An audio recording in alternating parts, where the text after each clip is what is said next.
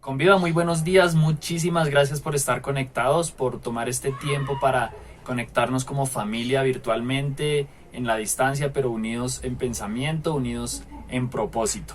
Gracias a Dios por este espacio, bienvenidos a todos los que nos están viendo, nos están sintonizando en este momento. Si eres nuevo, nos encanta que puedas vernos, que puedas conocernos.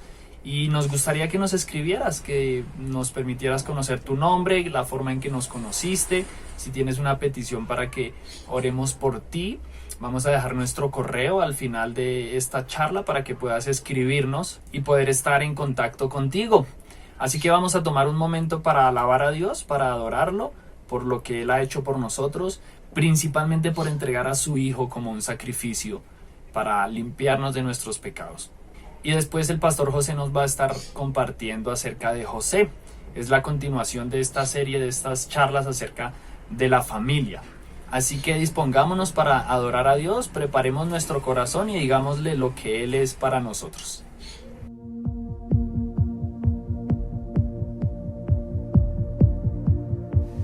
Siendo en forma de Dios, Rey de toda la creación, de siervo se vistió, hasta lo sumo se humilló, sufrió la muerte en sumisión. Horrenda muerte en una cruz, inmenso amor le hizo descender a servir al pecador. Gracias sin igual, Cristo demostró, dio su vida a mi favor. Pone en mí la misma mente que hubo en Cristo. Hazme un siervo para tu gloria. Tomaré mi cruz, te seguiré.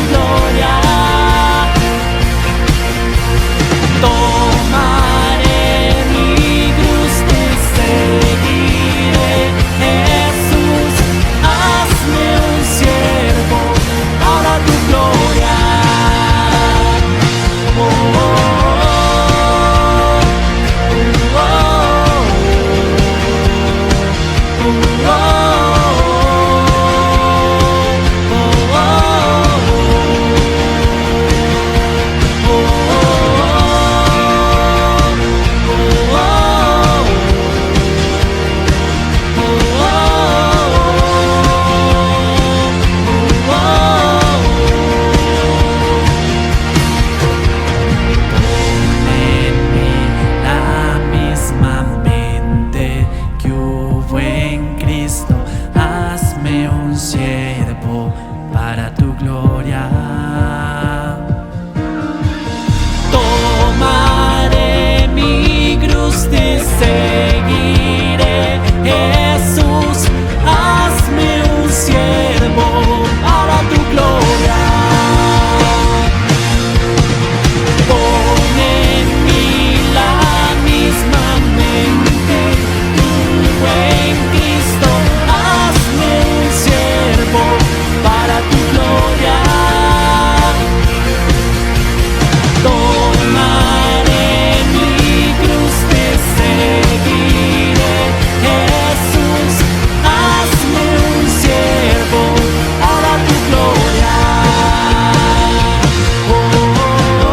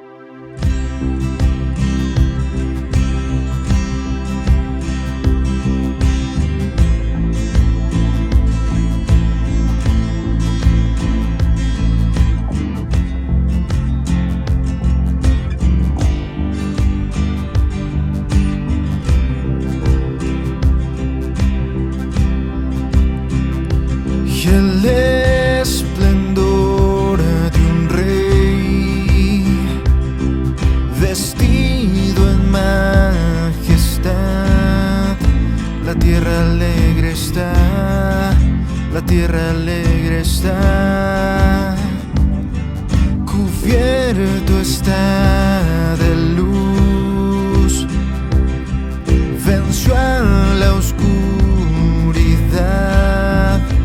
Tiembla su voz, y tiembla su voz. Cuán grande es Dios, cántale, cuán grande es Dios, y todos lo verán. Cuán grande es Dios.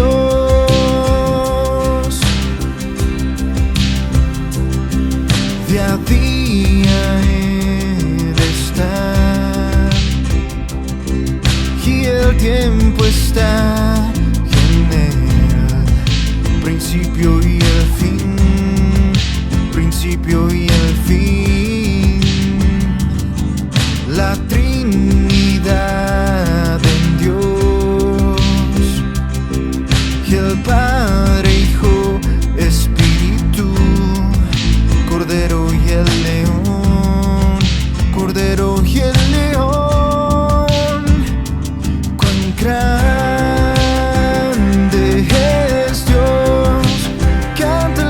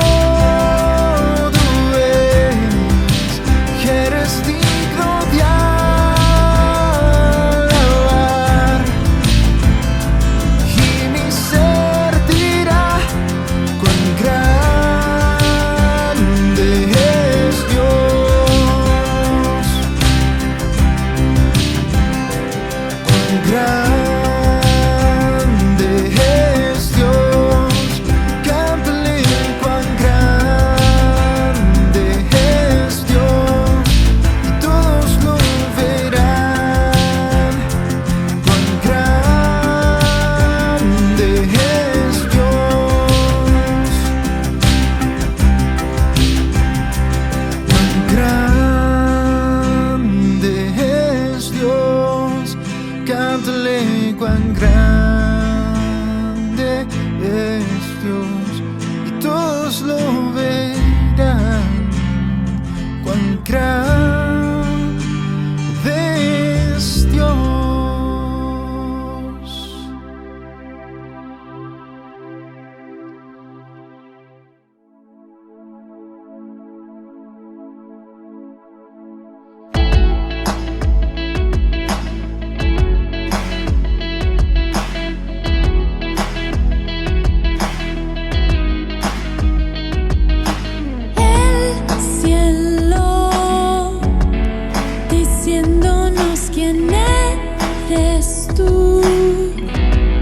Desde el cielo guías con tu luz, moviendo el corazón.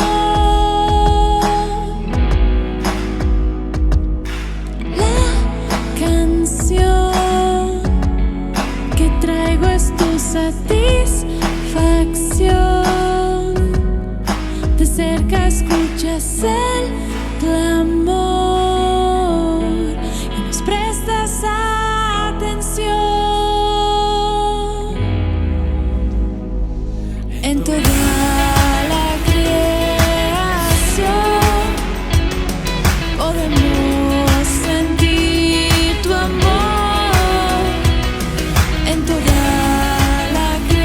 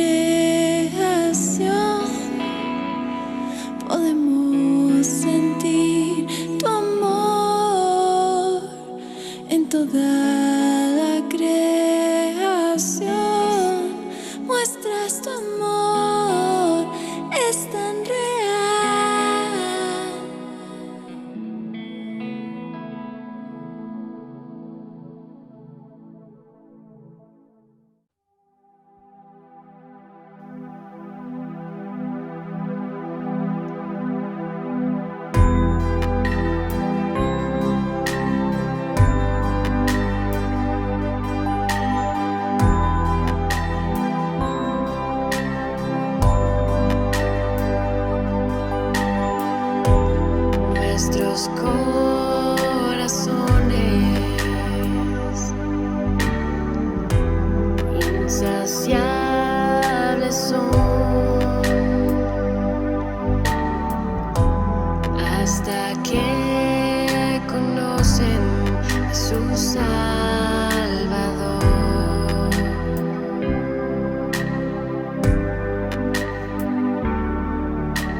Tal y como somos, nos amó. Hoy nos acercamos sin temor. Él es el agua que al beber nunca más tendremos sed. Jesucristo basta, Jesucristo basta. Mi castigo recibió y su herencia me entregó. Jesucristo basta, Jesucristo basta.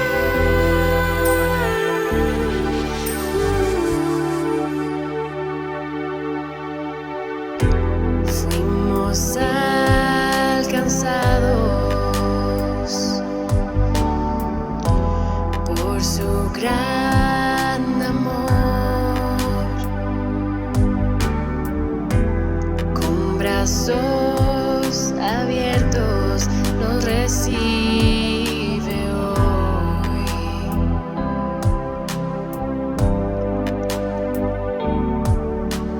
Tal y como somos, nos amó. Hoy nos acercamos sin temor. Él es el agua que al beber nunca más tendremos sed. Jesucristo basta, Jesucristo basta. Mi castigo recibió y su herencia me entregó. Jesucristo basta, Jesucristo basta.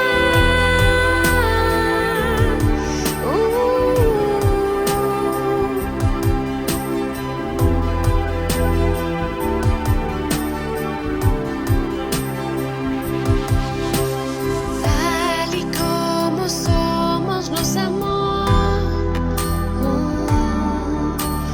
Hoy nos acercamos sin temor, sin temor. Tal y como somos, nos amó. Hoy nos acercamos sin temor. Él es el agua que al beber nunca más tendremos sed.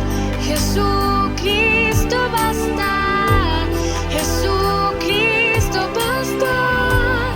Mi castigo recibió y su herencia me entregó. Jesucristo basta, Jesucristo basta.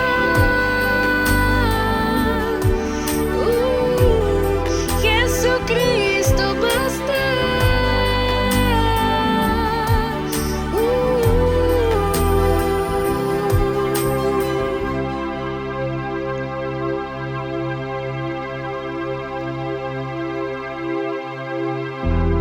Ahora hay un futuro y esperanza fiel. En su amor confiamos, hay descanso en él.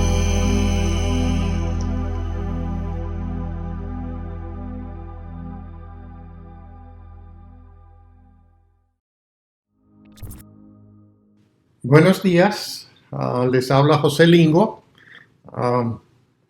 Les saludo de los Estados Unidos. Fran y yo viajamos el 5 de agosto aquí a los Estados Unidos y estamos quedándonos donde una sobrina mía mientras esperamos los exámenes que tengo el 7 de septiembre y después la cita médica de control el 8 con el oncólogo. Y pues simplemente quería pedirles que oraran por nosotros, especialmente por esos exámenes que vamos a tener o que voy a tener a principios del mes de septiembre. Y hay otra oración.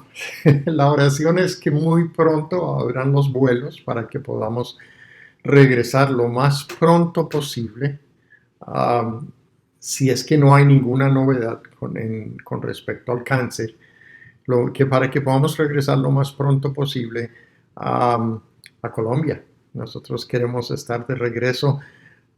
Ya tenemos casi encima el nacimiento de nuestro nieto, y nosotros queremos estar para cuando él nazca. Entonces, les pedimos que oren mucho por esas dos peticiones. En primer lugar, que los exámenes salgan bien, y en segundo lugar, para que podamos regresar lo más pronto posible para estar allí para el nacimiento de nuestro nieto.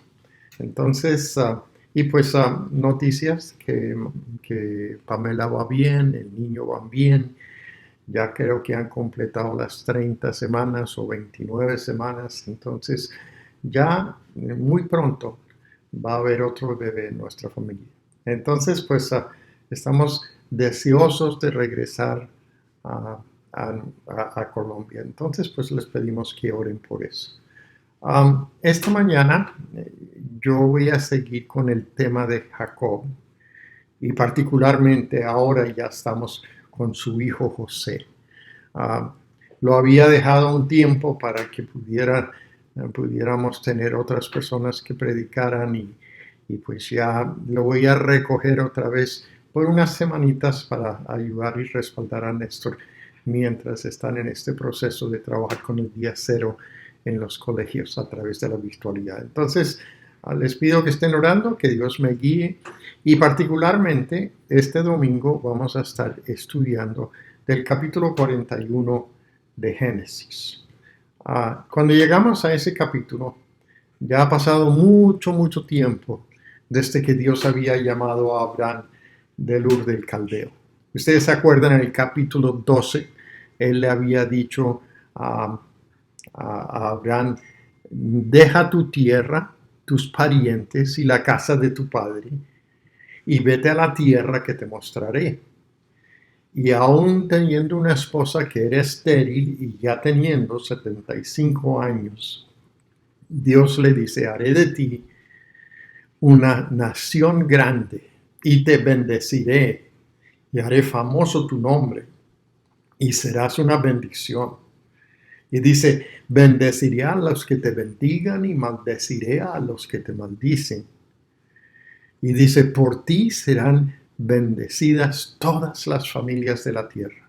Ahora, yo quiero que ustedes se acuerden de esa declaración, porque hoy vamos a estudiar algo que yo creo que es supremamente que nosotros entendamos y veamos la manera en que Dios bendijo a todas las familias de la tierra a través de la descendencia de Abraham. Ya ha pasado el tiempo de Isaac, él ya murió, está Jacob ya anciano, y pues su hijo José fue llevado a esclavitud a los 17 años y está en Egipto. Ya han pasado 13 años desde que se fue para Egipto y ha estado esclavizado y encarcelado durante todo ese tiempo. Ahora, Dios le había dicho a Abraham, inclusive hacía mucho tiempo también, en otro de esos encuentros que Dios tuvo con Abraham, le dijo esto en el capítulo 15.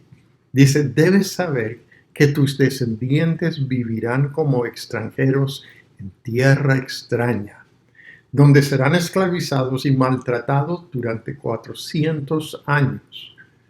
Dice: pero yo castigaré a la nación que los esclavizara, y luego los descendientes saldrán en libertad y con grande riqueza.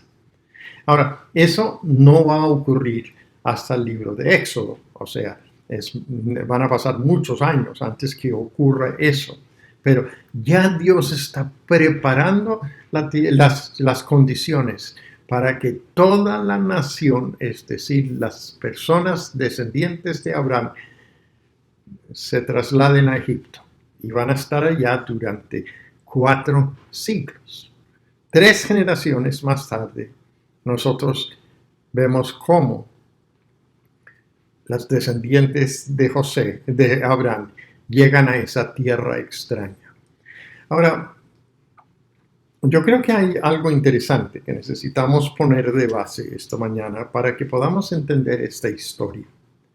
Cada vez que había hambre en Canaán, la gente encontraba un refugio en Egipto. Y hay una razón muy particular por la cual se iban a vivir a Egipto. Inclusive, Abraham recién llegando a la tierra que Dios le había prometido, se había trasladado a Egipto, porque hubo, dicen las Escrituras, en el capítulo 12, versículo 10, tanta hambre en aquella región que Abraham se fue a vivir a Egipto, ¿no? Ahora, en la siguiente generación, es decir, Isaac, también hubo mucha hambre. O sea, esto de las hambrunas periódicas por las situaciones de las lluvias y lo demás, no era una cosa extraña en esa época. Cada generación tenía que enfrentar esa clase de cosas.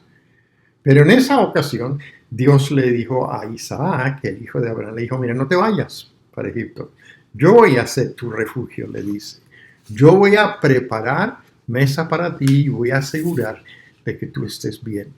Dice, yo estaré contigo y te bendeciré, porque a ti y a tus descendientes les daré todas estas tierras. Así confirmaré mi juramento a tu padre Abraham.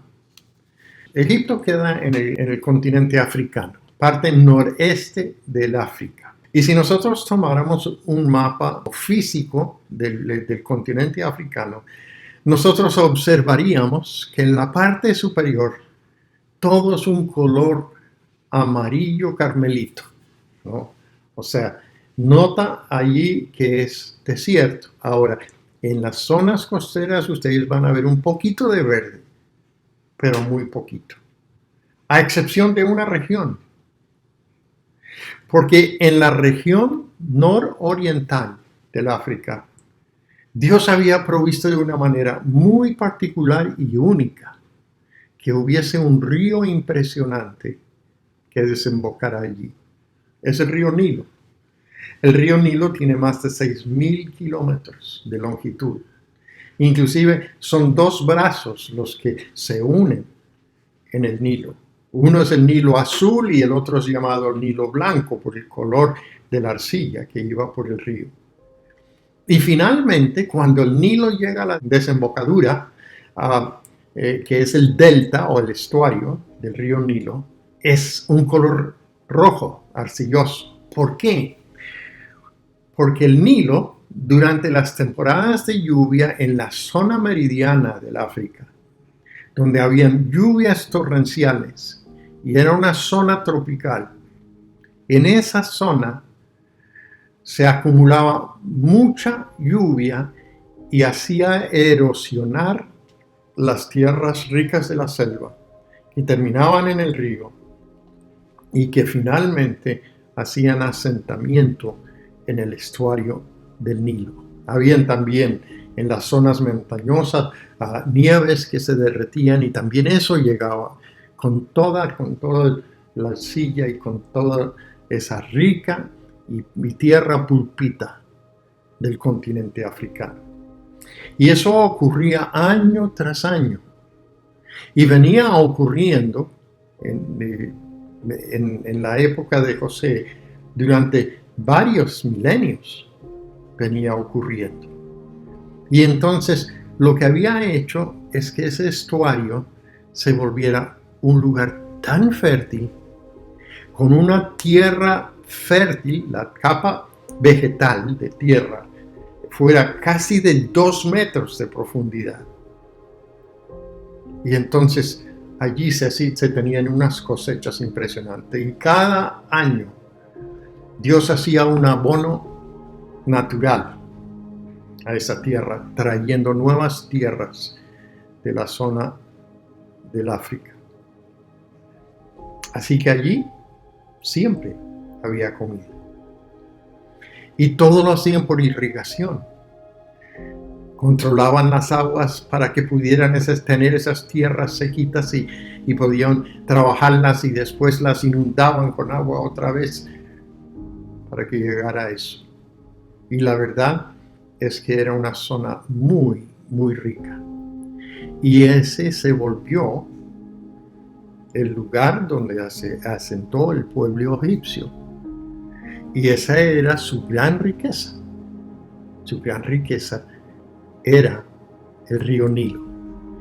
Y toda su cultura, su sistema socioeconómico, inclusive su sistema religioso, tenían que ver con el río Nilo.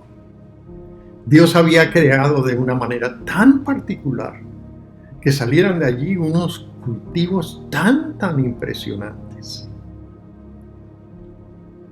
Inclusive, la Biblia dice que cuando Lot alzó sus ojos y vio el valle de Sodoma y Gomorra, lo que era hasta Zoar, el valle del Jordán, esa tierra de regadío, decía, y da esta frase, como el jardín del Señor, o sea, como el Edén, ¿no?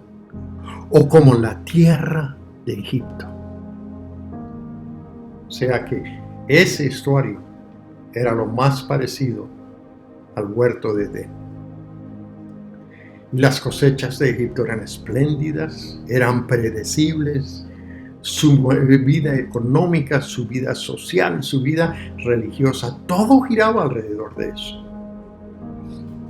Una de las verdades más importantes que necesita el ser humano entender es que Dios es el proveedor de todo. Inclusive más tarde nosotros vamos a notar cómo Dios dice que Él pone la lluvia temprana y la tardía. O sea que Él es el que suple las necesidades de comida de su creación. Pero lo delicado es que nosotros como seres humanos, muchas veces nosotros le damos otra explicación a eso. Y nosotros podemos pensar que es la nueva tecnología, que son los nuevos métodos, que es la ciencia, que es todo lo que nosotros hemos aprendido. Pero Dios era el que había creado y había permitido que existiera esa bodega de fruta y comida tan impresionante en esa zona norte del África que era tan desértica y donde había mucha escasez de comida. ¿Pero saben qué? Los egipcios se lo atribuían al dios Hapi, H-A-P-I, que era el dios de la fertilidad y la abundancia. Y entonces él era el que permitía que todo eso se reprodujera. Así que en ese tiempo, la Biblia comienza el capítulo 41 de Génesis diciendo pasado 2 años. ¿Pasados 2 años desde cuándo? Pues desde que el copero había regresado a la corte del rey. ¿Se acuerdan de los sueños del copero y del panadero? Y cómo el panadero falleció, el rey lo mató, y cómo el copero fue restituido. Y pasado 2 años pasó algo. Y yo quiero que ustedes lo noten en el capítulo 41 de Génesis. 2 años más tarde, el faraón tuvo un sueño. ¿Quién era el que estaba interpretando sueños en aquel entonces? ¿Quién era el que había tenido un sueño interpretado? Pues el copero del rey. Y ahora el faraón, es decir, el rey, pasado 2 años de que el copero haya regresado a su puesto, soñó. Y esto es lo que soñó. Soñó que estaba de pie junto al río Nilo. O sea, ese recurso natural tan impresionante, él lo estaba observando e investigando. Y de pronto, en su sueño, salieron del río 7 vacas hermosas y gordas que se pusieron a pastar entre los juncos. Y detrás de ellas salieron otras 7 vacas feas y flacas que se pararon a la orilla del río Nilo, junto a las primeras. Y fíjense que las vacas feas y flacas se comieron a las vacas hermosas y gordas. Y en ese momento el faraón se despertó. Pero tuvo una noche muy inquieta. Así que se volvió a dormir y tuvo otro sueño. Esta vez eran 7 espigas de trigo, grandes y hermosas, que crecían de un solo tallo. Ahora pensemos en esto. Una espiga de trigo tiene una espiga por tallo. ¿Se acuerdan esas espigas de trigo que venden todos los años para la Navidad porque eso indica prosperidad? Imagínate que empezaran a llegar espigas o tallo, un solo tallo, y en un solo tallo habían 7 espigas. ¡Wow! ¡Qué productividad tan impresionante! Las bodegas de trigo y de pan estarían repletas todo el tiempo. Y entonces llegaron esas espigas hermosas. Tras ellas brotaron otras 7 espigas delgadas y quemadas por el viento solano. Y las 7 espigas delgadas se comieron a las espigas grandes y hermosas. Y en eso despertó. Y se dio cuenta de que solo era un sueño. O sea, era un solo sueño ilustrado de 2 formas diferentes. Entonces, ¿qué hace? Pues empieza a sentir intranquilo. ¿Esto qué significa? ¿Por qué soñé eso? Y las escrituras dicen que se levantó muy preocupado y llamó a todos los magos y los sabios de Egipto. Los magos son los adivinos, los astrólogos, los que tratan de definir las cosas sin tener que sostenerse a lo científico o lo verdadero.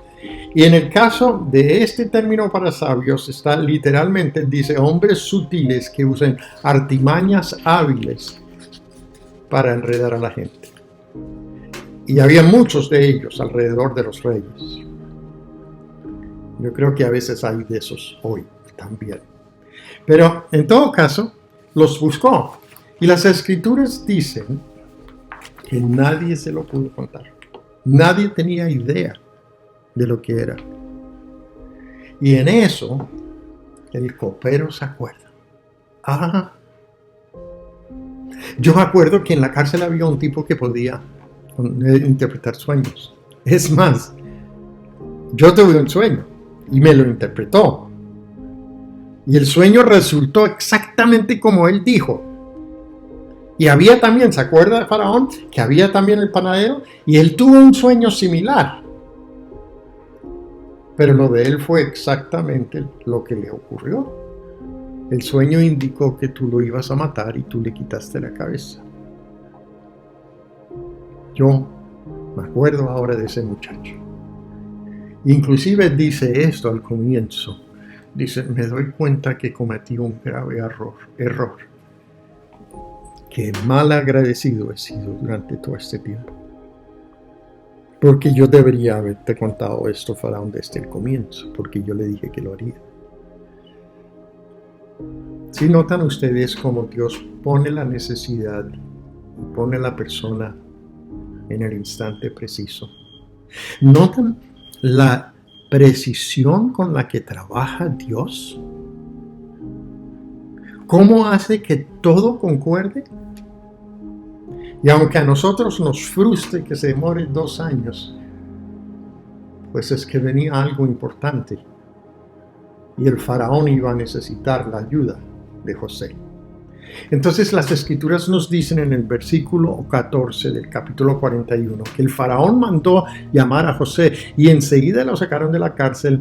Y luego de afeitarse y de cambiarse de ropa, José se presentó ante el faraón, quien le dije, tuve un sueño que nadie ha podido interpretar, pero me he enterado que cuando tú oyes un sueño, eres capaz de interpretarlo.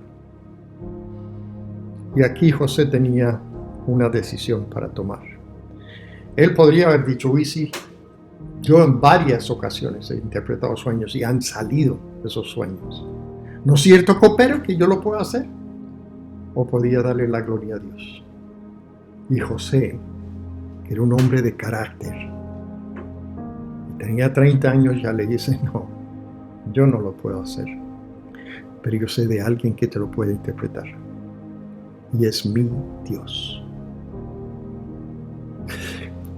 Aquí tenemos a Api, el Dios de Faraón. El Dios de la fertilidad que había provisto todos estos años y que le tenían una posición tan importante, y sus sacerdotes tenían sus templos y tenían todo lo que necesitaban para agradar a ese Dios año tras año tras año. Aquí está Él, y aquí hay de por medio un sueño que nadie puede interpretar, y hay un siervo del Dios verdadero que fue fiel al mensaje y le dijo, no, Faraón, yo no lo puedo hacer, pero Jehová Dios sí. Y procedió a hacerle la interpretación. En realidad, los dos sueños del Faraón son uno solo. Eso ya se había dado cuenta el Faraón. Y dice esto, Dios ha anunciado lo que está por hacer. Las 7 vacas hermosas y las 7 espigas hermosas son 7 años. Y se trata del mismo sueño. Y las 7 vacas flacas y feas que salieron detrás de las otras, y las 7 espigas delgadas y quemadas por el viento solano, son también 7 años. Y estos serán 7 años de hambre, los 7 años de prosperidad, y después 7 años que van a causar tanta hambruna. Tal como le he dicho, Faraón, Dios le está mostrando lo que está por hacer. Están por venir 7 años de mucha abundancia en todo Egipto, a los que le seguirán 7 años de hambre, que harán olvidar toda la abundancia que antes hubo. El hambre acabará con Egipto. Tan terrible será el hambre que nadie se acordará de la abundancia que antes hubo en el país. Ahora, tenemos a Api y tenemos a Jehová Dios. ¿Quién gana? Pues el que sale cierto.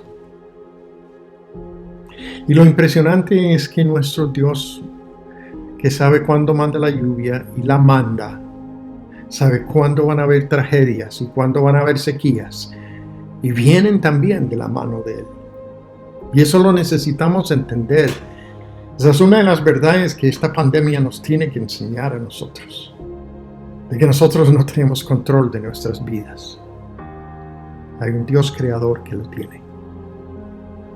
Y en este caso, Dios le dice, pero te estoy advirtiendo, Faraón, yo quiero que sepas que vas a tener 7 años de mucha abundancia. Quiero que sepas que vas a tener muchos años de escasez. Luego José le dice finalmente a Faraón en el versículo 32. Faraón, usted tuvo el sueño 2 veces, el mismo sueño, porque Dios está resuelto firmemente a hacer esto y lo llevará a cabo muy pronto. Impresionante, ¿no es cierto? La capacidad que tenía José de escuchar a Dios y de creerle a Él, y de creerle con tanta certeza que podía ir delante del mismo Faraón y decir con absoluta firmeza y certeza, esto es lo que va a pasar. ¿Por qué? Porque Jehová Dios es el creador de todas las cosas. Y Él es el que hace como le place sobre su tierra. Y José tenía eso muy claro. Mi pregunta es, ¿cuántos de nosotros lo tenemos claro? ¿Cuántos de nosotros miramos a la situación que estamos viviendo en este instante y somos capaces de atribuírselo a Dios? Es más, ¿cuántos de nosotros hemos adquirido el hábito todos estos años de sentarnos frente a un plato de comida y antes inclusive de tocar un bocado de eso, elevar una oración de gratitud al Dios que suple todas las cosas? Eso lo hizo inclusive Jesús. Partía el pan y lo bendijo y luego lo repartió. Dio gracias a Dios por lo que Él había dado. Y me parece a mí que nosotros también necesitamos empezar a crear dentro de nosotros esa cultura y esa conciencia de eso. Y si Dios a través de esta pandemia te ha suplido en abundancia, o te ha suplido lo suficiente solamente, debería encontrar en ti un seguidor fiel. Porque eso es lo que te prometió. Mi Dios, pues, suplirá todas vuestras necesidades conforme a su riqueza en gloria. Y en medio de eso nosotros lo hemos experimentado. Miren, a mí me parece impresionante que cuando empieza un ser humano a sentir escasez, con algo de frecuencia, salimos corriendo a Egipto. Buscamos la forma sencilla de resolver el problema. Dios en una ocasión quería que su pueblo fuera a Egipto, porque los quería allá durante 400 años. Pero le había dicho al abuelo de ellos: mire, quédese aquí y yo le voy a mostrar lo poderoso que soy. No temas las circunstancias si estás siguiendo al Dios Todopoderoso. Créale. Pero me parece que aquí está empezando un proceso que yo creo que necesitamos empezar a hablar un poquito acerca de esto. Faraón creía en el dios Hapi. Él era el que mandaba esas inundaciones. Él era el que permitía que hubiese abundancia. Y se lo atribuía a él. Y de repente aparece el Dios verdadero a través de José y a través de estos sueños en su vida, para que él descubra quién es el verdadero proveedor. Y pues él terminó simpatizando con José, lo puso como el gobernador sobre todas las cosas y nada se movía en Egipto sin él. ¿Sí ven? Ya Dios está preparando para que se cumpla el otro sueño de sus hermanos que algún día van a tener que llegar ante José a pedir cacao. Pero para Faraón esta era una lección importante. Era una lección profunda. Era una lección que debería haber cambiado su cosmovisión.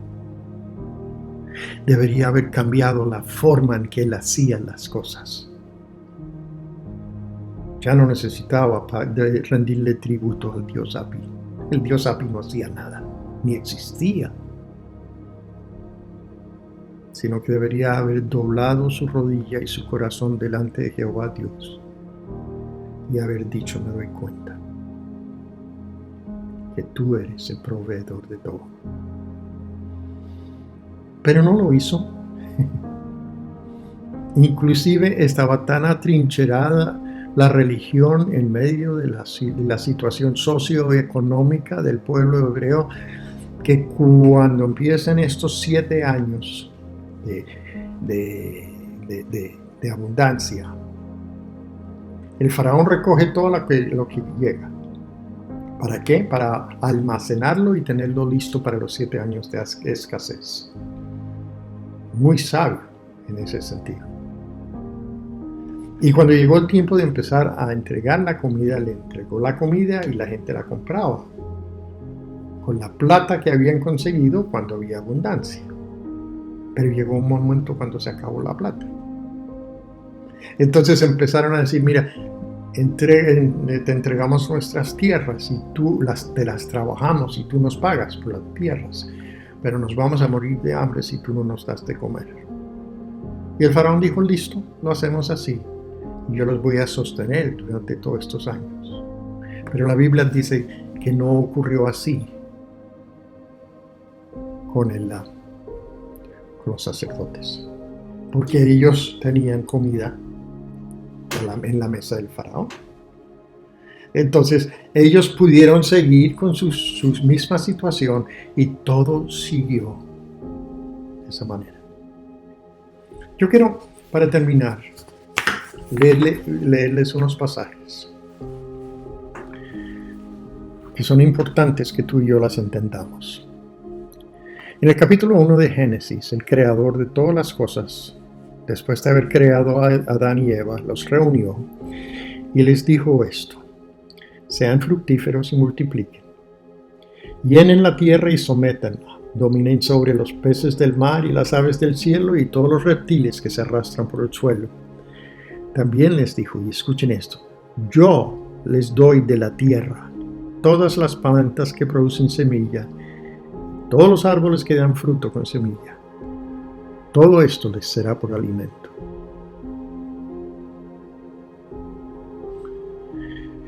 ¿Por qué creen ustedes que Dios,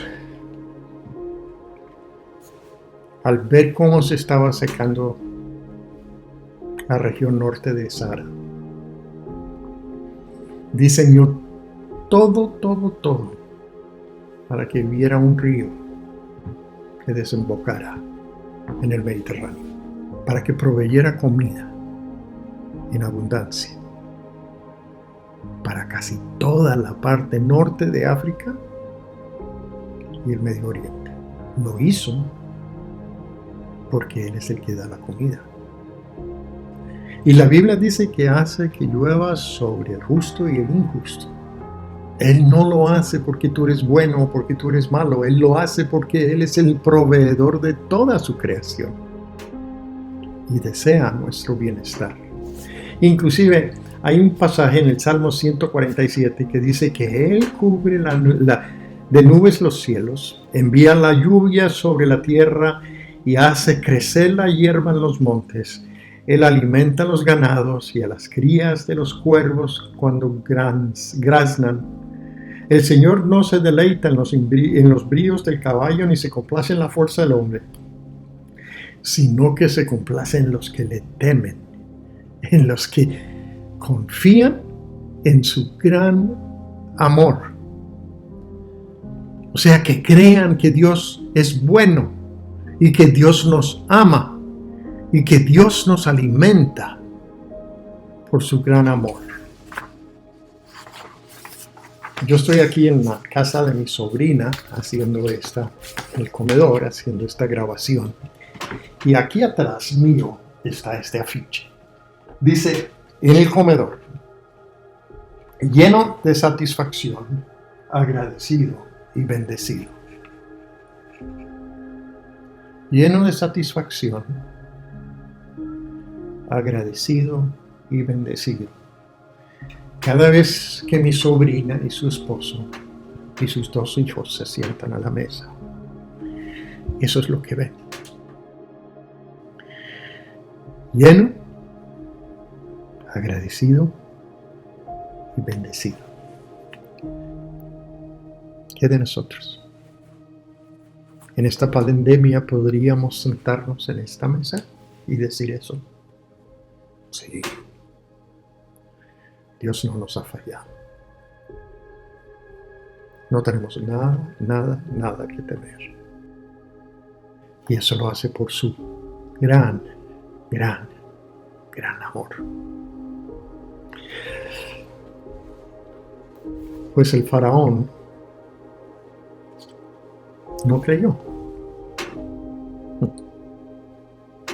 400 años después, va a llegar otro mensajero de Dios a Egipto. Dios ha visto durante 400 años cómo prolifera la idolatría, cómo sigue prosperando el sistema de los sacerdotes, e inclusive Engañaron al pueblo diciendo que los faraones eran los sacerdotes encarnados o los dioses encarnados para gobernar. Y tenían un sistema político tan atrincherado en su religión y su sistema socioeconómico.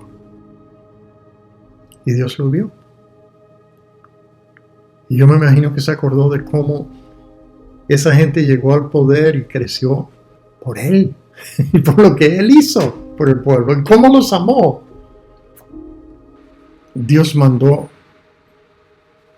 una prueba contundente al faraón en la época de José.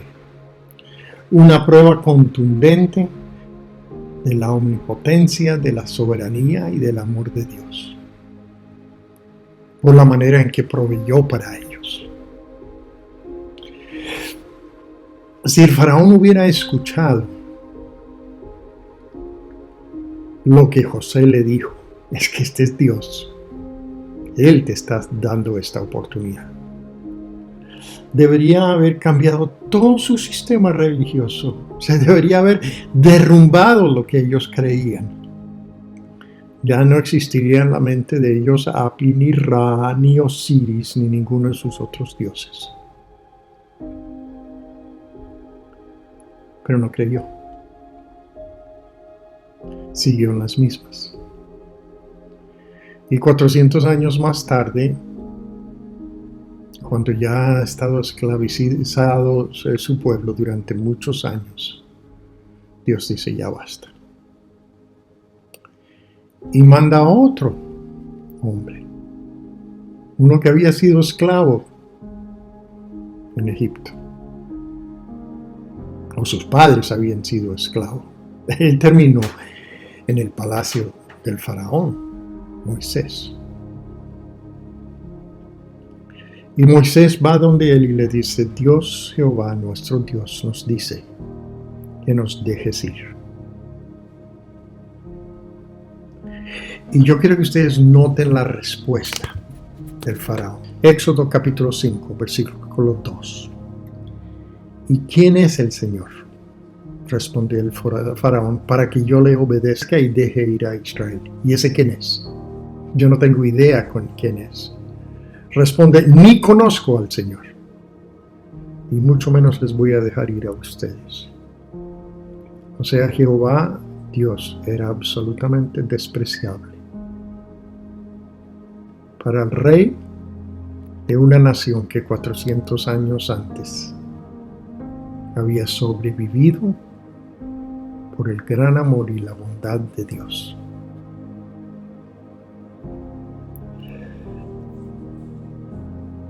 Uno pensaría que con una lección de esta magnitud, con un primer ministro ubicado dentro del gobierno por tantos años, que ellos habrían reconocido que Él era Dios.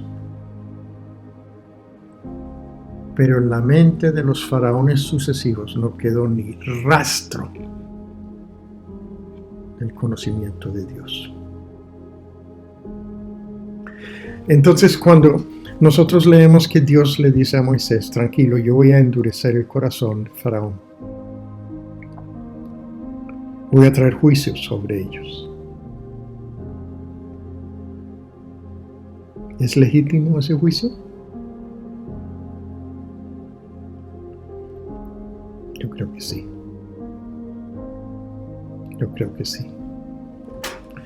O sea, esta mañana hemos tenido tantas lecciones de agradecimiento, de confianza, de estar plenamente satisfecho, de estar supremamente agradecido, de reconocer que nosotros somos bendecidos por el Dios que a nosotros nos tiende la mano todos los días. Pero también yo creo que hay otra lección. Y es el hecho que la paciencia de Dios en contra de aquellos que le niegan, más bien la paciencia de Dios con los que le niegan, no dura para siempre. Llega un momento cuando dice ya no. Les he dado tantas evidencias y no quieren creer. Mire, si tú no conoces a Cristo como Salvador personal, el llamado para ti es muy serio. Si tú has estado viviendo en un ambiente donde has visto por familiares que conocen a Cristo como Salvador personal o algo, has visto la provisión de Dios, no la niegues, no la cuestiones. Debería ser un incentivo para que tú dijeras, por favor, yo quiero conocer a ese Dios. Te invito a que te contactes con nosotros, un punto de contacto para que tú busques a alguien que te pueda encaminar.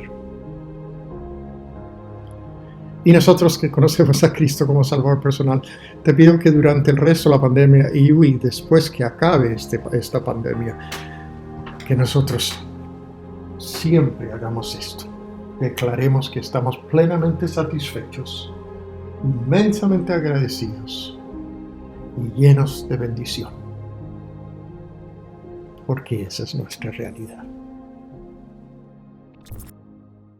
Muchas gracias a Dios por este espacio para aprender sobre la palabra de Dios, todas estas lecciones que nos edifican, que nos confrontan, que nos alientan, que nos animan.